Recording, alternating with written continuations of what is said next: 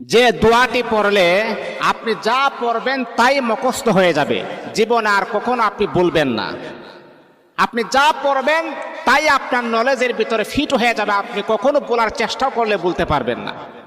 ইমামে আজম রহমাতুল্লাহি আলাইহি বলেন, আমি যখন প্রায় সময় ম্যাক্সিমাম সময় যখন এই দোয়াটা যখন আমি পড়ি, আল্লাহ পাক রব্বুল আলামিন দোয়ার বদলতে আমাকে এমন ব্রেন, এমন শক্তি আর এমন ফখর আমার আল্লাহ দান করেছেন, আমি যা পড়ি একবার আমি বলতে পারি না।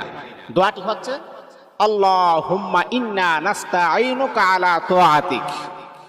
এই দোয়াটা পড়বেন।